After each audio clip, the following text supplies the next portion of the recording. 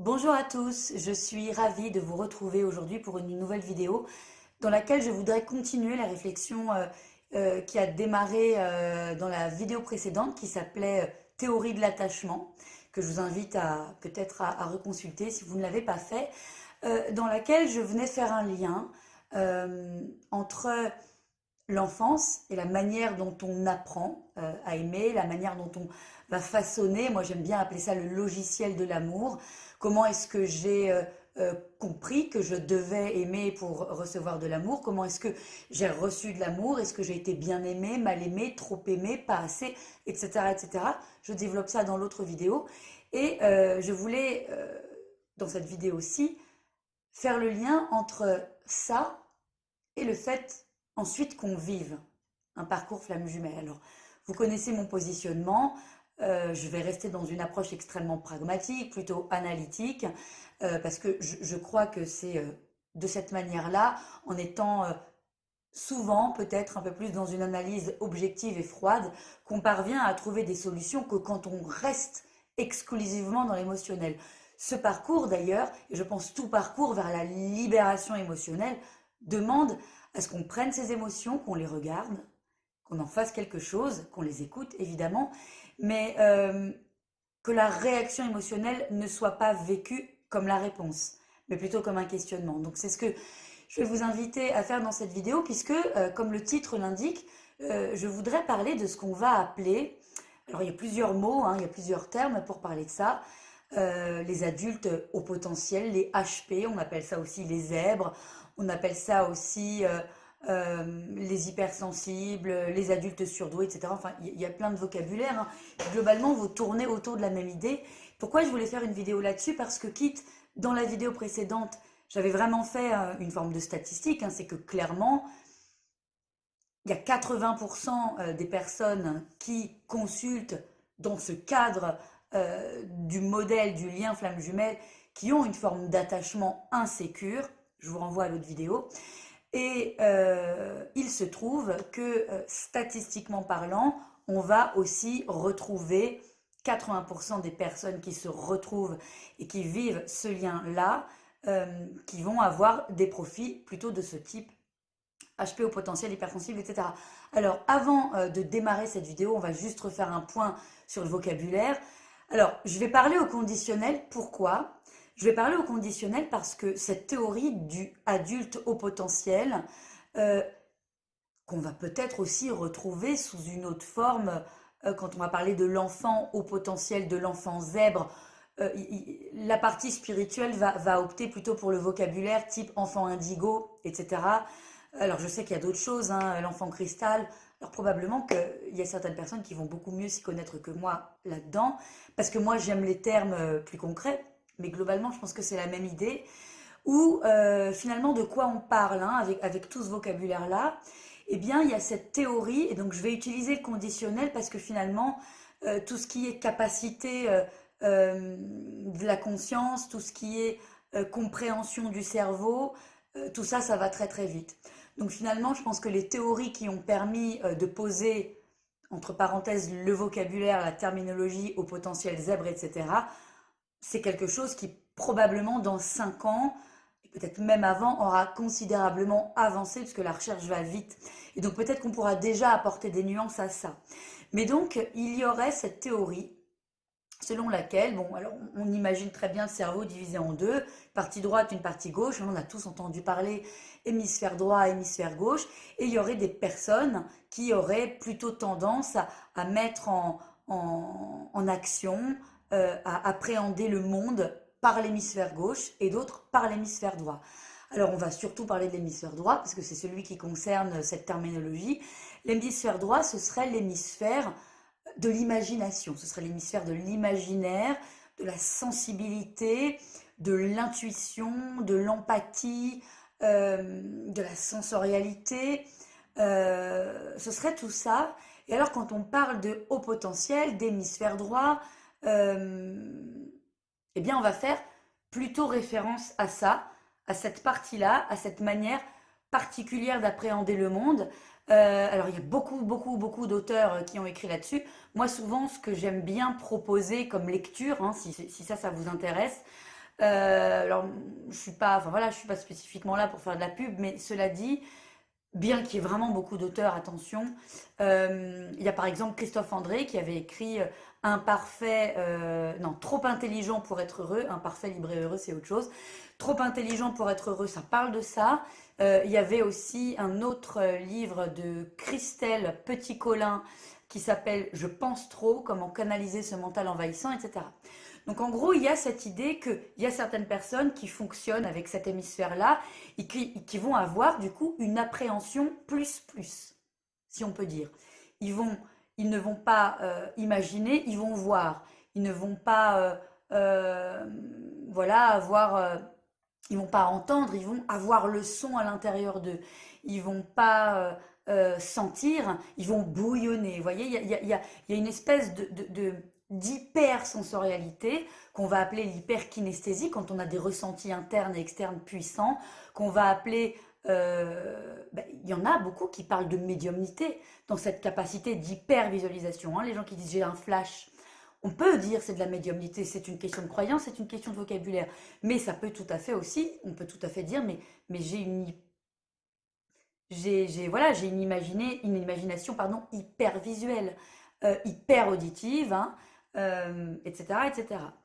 Donc, si vous voulez, ça va donner des gens qui, toute leur vie, vont avoir une forme de sensorialité très exacerbée et qui vont souvent être synesthètes. Alors, la synesthésie, vous voyez, c'est quand on parle en sensation. Moi, je vais vous donner un exemple.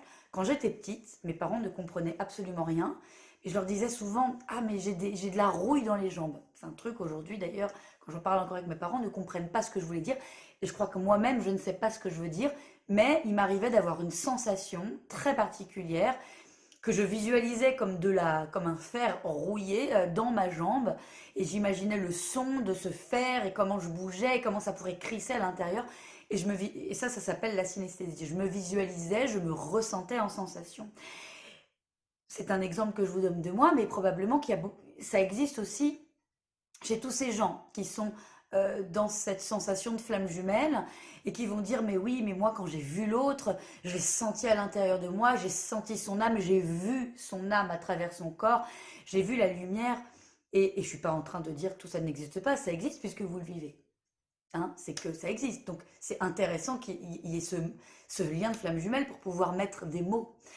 Mais finalement, on peut en mettre d'autres aussi. Euh, donc finalement, quand on a cette capacité cerveau droit très très très développée, alors ça peut être un peu développé, très développé, hyper développé, surdéveloppé, ça peut même devenir un handicap. Pour vous parler un petit peu plus de moi, pendant très très longtemps, ça a été un handicap pour moi, ce cerveau droit, qui me... alors il y a des gens qui vont dire, voilà, j'avais des dons de médium et je ne savais pas quoi en faire. Moi, je vais vous dire, j'avais des dons d'hypersensorialité, enfin, des capacités. J'avais cette hypersensorialité que j'ai su dompter et qui m'a mené à vivre des histoires, y compris celle qui est l'ADN de cette chaîne, extrêmement puissante.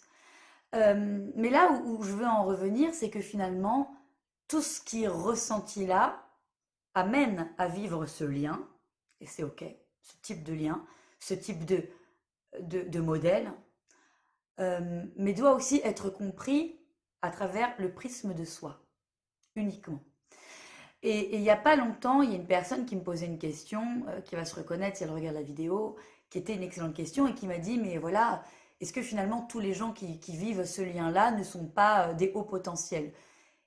Et clairement, en termes statistiques, je lui ai répondu que oui, puisque on avait dans ce lien-là deux personnalités avec des sensorialités exacerbées, des sensorialités de besoin, de ressenti, hein, qui vont donner naissance au profil chaser, avec des certitudes, avec ce ressenti-là, il est tellement puissant, je fais des rêves, je vois la lumière, je me balade, parce que je suis un cerveau droit hyper développé, et donc j'ai une sensation vraiment que l'autre, c'est l'autre avec un grand A. Et je dis pas que c'est faux, je dis juste, j'explique en fait simplement pourquoi. Attention, je ne dis pas ce que vous vivez n'existe pas, je dis ce que vous vivez, et ce que j'ai vécu aussi, est explicable. Tout comme je parlais un jour d'un arc-en-ciel, en disant un arc-en-ciel, c'est quelque chose qui est magique, qui est magnifique. C'est un spectre de couleurs qui donne lieu à des légendes, à des choses magnifiques, à la certitude qu'on va y trouver un trésor. On peut y voir le signe d'un ange, on peut y voir un message de l'univers. Et on peut aussi dire c'est juste un phénomène physique, chimique, etc. Hein, donc une réalité n'annule pas l'autre réalité. Ça, c'est vraiment quelque chose que je veux redire. Mais simplement, c'est bien aussi de pouvoir expliquer les choses, je crois. Et je préfère expliquer les choses que de dire des choses très jolies probablement, mais qui ne permettent pas de comprendre en fait. Hein, attention, attention aux vendeurs de charme, attention aux vendeurs d'illusions, attention aux vendeurs de légendes. C'est beau l'histoire, c'est magnifique l'histoire des flammes jumelles. C'est bien aussi de comprendre de quoi il en retourne si on veut avancer d'ailleurs. Et donc, quand deux personnes de ce type-là se rencontrent, eh bien, ça donne les profils runner-chaser, c'est-à-dire en fonction de cette capacité-là à être régi de manière naturelle par plutôt un cerveau droit, être plutôt à l'aise avec l'imaginaire, la réceptivité, l'empathie, les sensations, en fonction de ça et de son logiciel d'attachement, je vous renvoie à l'autre vidéo, on va du coup avoir plutôt un profil de chaser ou un profil de runner. Voilà, et quand on n'a pas envie de parler des flammes jumelles, on va plutôt avoir un profil abandonnique et un profil un peu fuyant. Voilà. Bref, tout ça est assez complexe. J'en ai vraiment parlé dans beaucoup de vidéos. Et globalement, moi, c'est ce que je vous propose.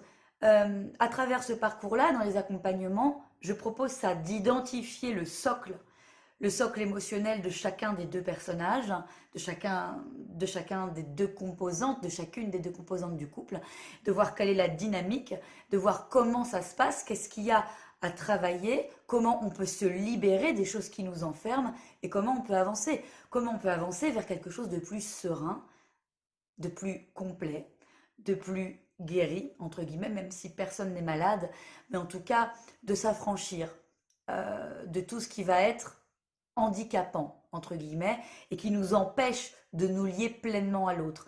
Le travail ne peut se faire que sur soi, mais comme je le dis souvent, dans une relation de couple, dans une relation d'amour, quand il y a il y a une des deux composantes du couple qui travaille sur elle et qui se libère, qui devient plus sereine, qui devient maître en sa demeure, qui n'est plus handicapée, qui n'est plus en réaction, en bataille, en résistance, en difficulté avec la manière dont elle est composée et affectivement et dans sa structure psychique, hein, on peut dire, eh bien quand on sait de faire ça, quand on sait faire de ça, pardon, vous voyez, les mots viennent à l'envers, une force, un outil, une puissance, un bonheur, eh bien ça devient extrêmement plaisant de se lier à l'autre, et l'autre a du plaisir à se lier à nous. Hein. C'est toujours cette idée-là. La complétude, la complétude, la guérison, que vous entendez, cette espèce d'injonction du développement personnel, profiter du moment présent, être bien, être heureux. Moi, je crois que c'est possible qu'à condition d'accepter que tout ça est très fluctuant. Et je crois que ça n'est possible qu'à condition de devenir, oui, l'architecte de soi-même, le magicien de soi-même, et de devenir en fait acteur de soi-même. Dès lors qu'on subit soi-même, quand on se subit soi-même, eh bien on se fait subir à l'autre. Alors d'abord, on n'est pas très heureux soi-même, ni dans la relation, et puis l'autre va être amené à nous subir. Et donc là non plus. Donc l'idée, c'est de ne plus se subir, c'est de jongler avec soi-même pour être plutôt agréable à l'autre. Donc il y a toujours l'idée de travailler d'abord sur soi pour ensuite gagner une relation amoureuse, harmonieuse. Voilà. Alors cette personne-là, elle me posait la question des hauts potentiels, de l'attachement originel. Et puis elle me disait, mais voilà, alors finalement, dans le lien de flamme jumelle, on nous dit que ce sont des êtres qui sont là pour construire, ce sont les architectes d'un nouveau monde, etc. Et là aussi, je pense que j'ai un élément de réponse qui va être plutôt concret et qui va pas être complètement magique. Alors évidemment, il y a beaucoup de chaînes sur Internet qui vous disent être de lumière, euh, voilà, qui vont vous dire que les flammes jumelles ont les gens flammes jumelles vont avoir une espèce de mission divine, etc. Bon, là, moi, je reviens toujours au fait que bon, bah, tout être humain, déjà, a un potentiel, a une composante sacrée et divine, déjà parce qu'elle est vivante. Voilà, moi, je crois que le vivant euh, renferme quelque chose d'absolument magnifique, de magique.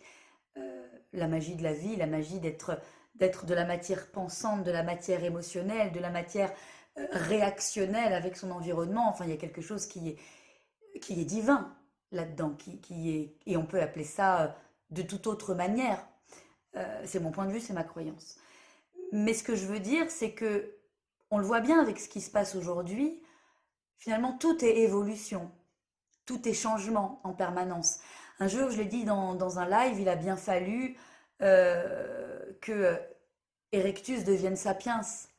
Il a bien fallu qu'à un moment donné, le cerveau, au fur et à mesure, hein, ça c'est Darwin, hein, le cerveau humain grossisse, change.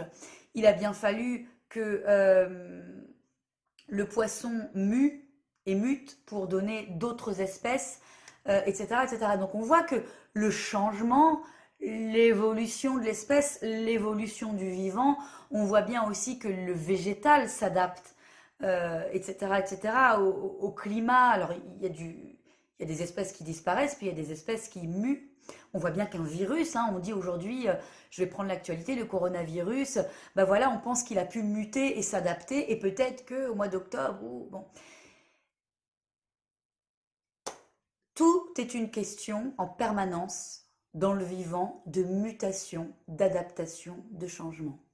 Alors moi je crois qu'il n'y a pas des êtres à qui une entité sacrée aurait dit, j'ai bien dit je crois, parce que c'est ma croyance évidemment, aurait dit toi tu vas être un guerrier de lumière et toi tu auras une mission et puis bah toi tu n'auras pas de mission, tu vas vivre normalement. Je crois que tout ça participe encore de la théorie de l'évolution et peut-être qu'on rentre dans une nouvelle ère. Alors au niveau macro, on rentre dans une ère plus écologique, peut-être plus empathique ou peut-être pas d'ailleurs. Ça c'est l'avenir qui va nous le dire. Mais peut-être que cette fameuse terminologie de enfant indigo, de flamme jumelle en tant que guerrier de lumière qui allait faire monter les vibrations de la Terre, est-ce que je dirais que c'est pas simplement l'évolution? Est-ce que peut-être que si aujourd'hui il y a cette mode des adultes au potentiel, des enfants indigos et que finalement tout le monde là aussi se reconnaît, est-ce que c'est peut-être pas parce qu'on est en train d'assister là dans notre incarnation à un moment, un instant de mutation? Hypothèse, hypothèse.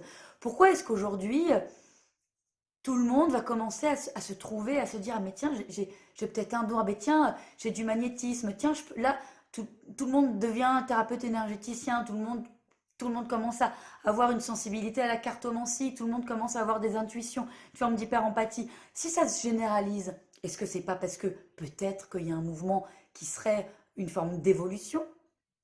J'ai fait il n'y a pas longtemps une vidéo sur les systèmes de valeurs qui proposent cette évolution-là. Regardez cette vidéo, alors elle est un peu longue, car je sais que c'est 50 minutes, mais à quel moment le cerveau, les capacités cérébrales, faut qu'on a un certain système de valeurs, qu'on a certaines croyances, et que tout au long de la vie, ça change. Pourquoi est-ce qu'on dit qu'on est sage quand on est âgé? Ou alors, pourquoi est-ce qu'on va octroyer de la sagesse à quelqu'un à qui on va dire, voilà, c'est une vieille âme, elle a vécu beaucoup de vies si on croit aux vies antérieures? Parce qu'il y a une forme, je dirais, d'évolution de pensée, hein. C'est l'intuition que la pensée évolue, c'est l'intuition, non pas que l'intelligence, mais en tout cas que la vision du monde évolue. Voilà, moi je vous renvoie à cette vidéo sur les systèmes de valeurs, parce que je crois que c'est fondamental, cette vidéo sur les systèmes de valeurs, cette vidéo sur la théorie de l'attachement, et peut-être cette vidéo que je propose là, elle ne vient pas démystifier le lien de flamme jumelle, elle vient expliquer ce qui se passe, pourquoi on vit ça. Pourquoi on vit ça? Est-ce que finalement, aujourd'hui, un lien amoureux et des épreuves de vie ne serait pas un prétexte à ce cerveau qui évolue, à cette spiritualité qui change, à cette vision du monde qui bouge, parce qu'on n'est plus l'homo erectus, on est, On est les hommes du 21e siècle, on n'est plus non plus les hommes du 19e, ni du 18e, on est ceux du 21. Est-ce que tout ça, ça n'est pas seulement le chemin de l'évolution humaine, le chemin de l'évolution spirituelle? Est-ce que ça n'est pas de nouvelles capacités du cerveau? N'importe qui, même le plus spirituel des plus spirituels, je sais que certains d'entre vous aiment beaucoup Serge Boutboul par exemple. Moi je crois que Serge Boutboul, il peut vous parler de beaucoup de croyances, il a une terminologie guide, machin, ange, etc., qui n'est pas la mienne, mais pour autant, il dit aussi que tout ça c'est une capacité. Hein, donc, sous couvert de jolies croyances et d'anges c'est ok hein, pour moi, hein, si c'est ça la croyance. Peut-être que ça existe. Moi, je ne sais pas. Moi, je suis là juste pour me questionner. J'ai pas de réponse. Et je le répète, méfiez-vous des gens qui ont des réponses. Méfiez-vous. Eh bien, à ce moment-là, lui aussi, il dit que c'est une capacité, que tout le monde est capable. Il a sorti plein de livres, hein, d'ailleurs, dont je ne me rappelle plus les titres, mais que je vais vous remettre là. Développer les capacités psychiques, etc. Bon, parce que finalement, tout ça, c'est du domaine de la possibilité humaine. Et moi, je crois que tout ce qui est du domaine de la possibilité humaine, ok, est magique, mais reste, peut-être, est magique, mais reste humaine. Et donc, compréhensible, peut-être pas observable, pas encore, peut-être pas quantifiable, pas encore, mais quand même. Dans une vidéo, il n'y a pas longtemps, je parlais d'un ouvrage aussi, Voyage aux confins de la conscience, euh, des expériences de mort imminente, des expériences qu'on appelle de sortie de corps, etc. Il y a des tentatives de les observer, de manière électrique, de manière chimique, etc. Moi, un jour, je ferai une vidéo là-dessus. Quand on tombe amoureux, notamment dans ce lien de flamme jumelle, on va avoir une sensation d'amour inconditionnel. Mais si on regardait, qu'est-ce qui se passe dans le cerveau, la chimie? On a une méga décharge d'ocytocine, surtout chez les femmes. C'est pour ça que peut-être les femmes tombent plus amoureuses que les hommes très très vite. C'est peut-être dû à l'ocytocine. Bref, l'ocytocine, c'est ce qui est déclenché au moment où on tombe amoureux, c'est ce qui est déclenché au moment où on accouche pour les femmes, c'est ce qui est déclenché au moment de l'orgasme sexuel, c'est ce qui est déclenché au moment de l'allaitement. C'est cet amour inconditionnel, purement chimique. Alors, bah, bien sûr, c'est pas joli, hein. C'est vrai que c'est plus sympa quand on vous dit, mais oui, voilà, c'est votre destin, c'est cette personne. Mais peut-être mais oui, enfin, je veux dire, on peut tout à fait avoir une personne qui nous est destinée, une personne faite pour nous. Cette personne complémentaire, évidemment qu'elle peut exister. Et probablement que beaucoup qui regardent ces vidéos-là l'ont rencontrée et que c'est pas simple. Et que c'est pas simple. Et je vous propose de vous accompagner justement dans cette complexité-là de l'autre. Mais en prenant en compte aussi tout ce qui fait que vous êtes humain. C'est-à-dire un organisme, une conscience, une construction émotionnelle, une construction affective. Et ne pas que vous servir la soupe de l'au-delà et de les anges et de machin. Voilà ce que je voulais dire par rapport à ça, au profil au potentiel, au chemin de pragmatisation des flammes jumelles. Et voilà, et donc je vous propose aujourd'hui, et depuis quelque temps maintenant, également l'hypnose, qui va vous permettre de libérer ces émotions, de les interroger, et d'aller changer, interroger, modifier peut-être ce logiciel d'attachement qui fait que la plupart du temps, pour vous, pour certains d'entre vous en tout cas, l'amour est subi plutôt que vécu pleinement. Voilà, donc je vous dis à bientôt pour une nouvelle vidéo. Je vous embrasse, beau début d'été et je vous retrouve très très vite dans plein de nouvelles vidéos qui arrivent. À très bientôt.